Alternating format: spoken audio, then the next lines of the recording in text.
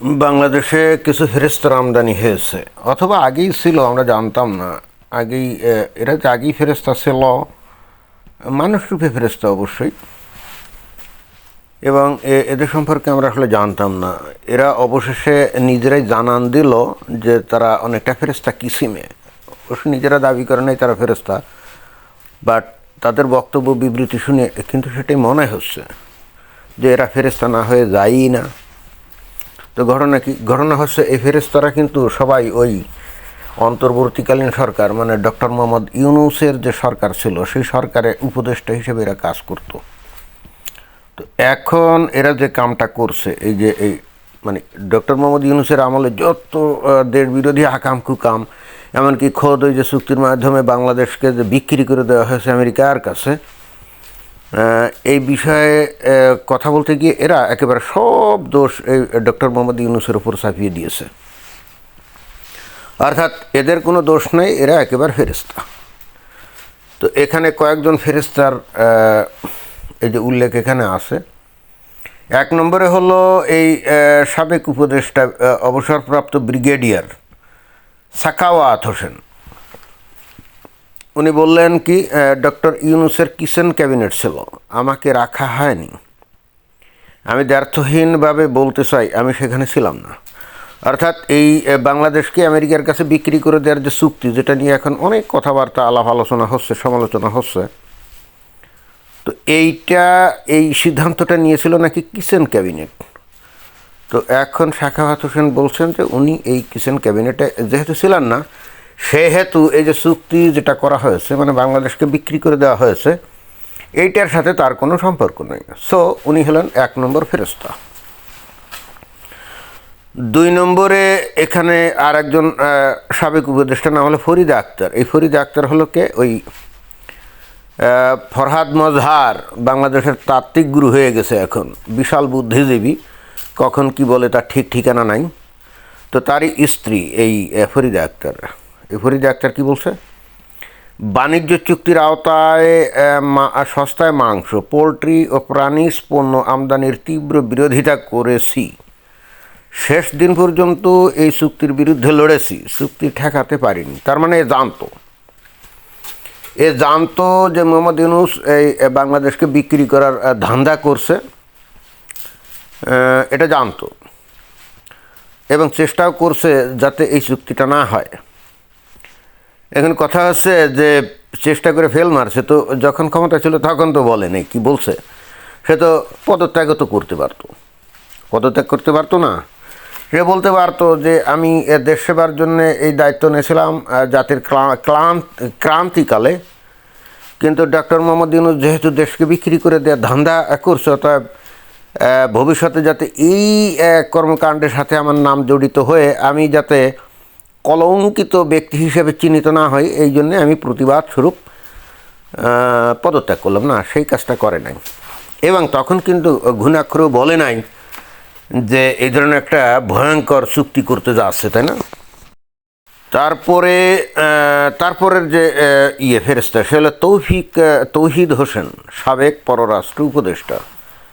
তো এই ভদ্রলোক কী বলছেন, যে পরে জানতে পারি প্রধান উপদেষ্টার নেতৃত্বে 6 জন উপদেষ্টা প্রতি মঙ্গলবার বৈঠক করেন, যাকে কিচেন ক্যাবিনেট বলা হতো। সব সিদ্ধান্ত সেখানে হতো। মার্কিন চুক্তির বিষয়ে আমি বা পররাষ্ট্র মন্ত্রণালয় অবহিত না। এই ভদ্রলোক মনে হয় সঠিক কথাই বলছে, কারণ এই ভদ্রলোক একটা ইয়েতে দেখলাম, সাক্ষাৎকারে বলল যে সে নাকি 3বার পদত্যাগপত্র দাখিল করতে চাইছিল, কিন্তু মোহাম্মদ ইউনূস নাকি সেটা গ্রহণ করে নাই।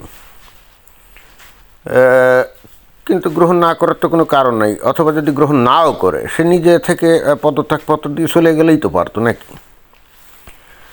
আর এই ভদ্রলোক যতদিন ওই যে পররাষ্ট্র মন্ত্রণালয় ছিল, ওই সংবাদ সম্মেলনে এসে কী বলতো না বলতো ঠিক বুঝতাম না, উল্টাপাল্টা কথাবার্তা।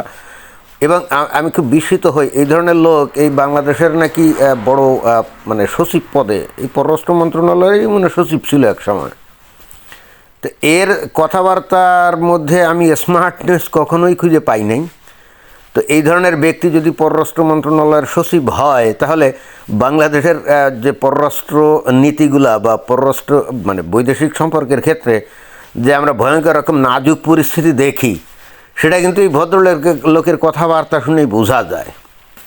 এবং আসলেও তো আমাদের বাংলাদেশের যে ফরেন মিশনগুলোতে যারা চাকরি করে, ওরা জাস্ট চাকরিই করে, ওই মাস মাস বেতন নেয়, কিন্তু বেসিক্যালি কোনো কামকাজ কিছু করে আমার তো মনে হয় না। এবং সেই কথাটা কেন বললাম, কারণ আমার একবার প্রয়োজনে আমি নেদারল্যান্ডসে গেছিলাম, তো একটা প্রয়োজনে ওখানে হেগ শহরে আমাদের যে মানে ছিল, এমবাসি ছিল, তো ওখানে আমি গেছিলাম একটা কাজের জন্যে। তো গিয়ে দেখি ওখানে যারা চাকরি করে না, সবাই একটা রুমে বসে গল্পগুজব করতেছে। তো তখন আমার কাছে একটু টাস্কি লাগলো, ঘটনা কি, কাজ নাই নাকি এদের, গল্পগুজব করে। যাই হোক, আমি যে কাজে গেছিলাম সে কাজটা হয়েছিল, এতে কোনো সমস্যা হয় নাই। অর্থাৎ আমার কাজ হয়েছিল, অর্থাৎ যে কাজ হয়তো বাংলাদেশে হতো না, সেই কাজ কিন্তু ওখানে হয়েছিল। অন্তত অ্যাটলিস্ট নেদারল্যান্ডসের রীতিনীতি তারা ফলো করছিল, অসহযোগিতা করেন, এই জন্য তাদেরকে ধন্যবাদ দেওয়া যায়। বাট তারা যে স্রেফ চাকরি করে সেটা বোঝা যায়।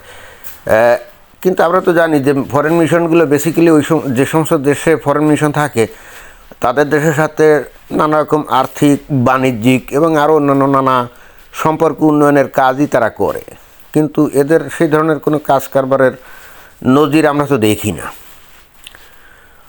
তো 3 নম্বর ফেরেশতা তো আমরা দেখলাম। 4 নম্বর ফেরেশতা হলো বিখ্যাত আসিফ নজরুল।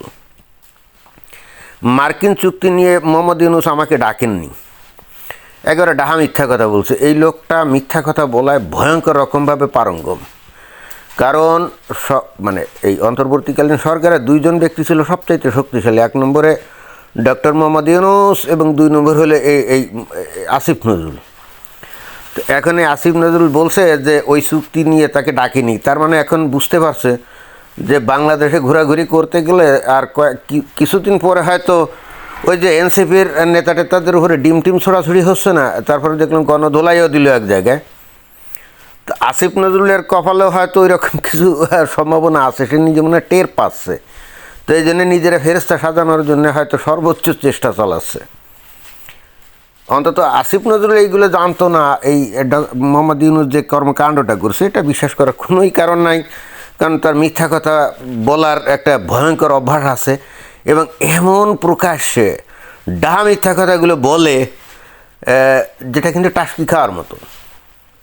যেমন একবারে যে বলছিল সে বিখ্যাত উক্তি যে বাংলাদেশে নাকি 26 লক্ষ ভারতীয় চাকরি করে, তো ওইগুলাকে বাদ দিয়ে বাংলাদেশের লোকজনদেরকে চাকরি দেওয়া উচিত, কারণ বাংলাদেশের লোকজন ফ্যাফা করে ঘুরে রাস্তায়।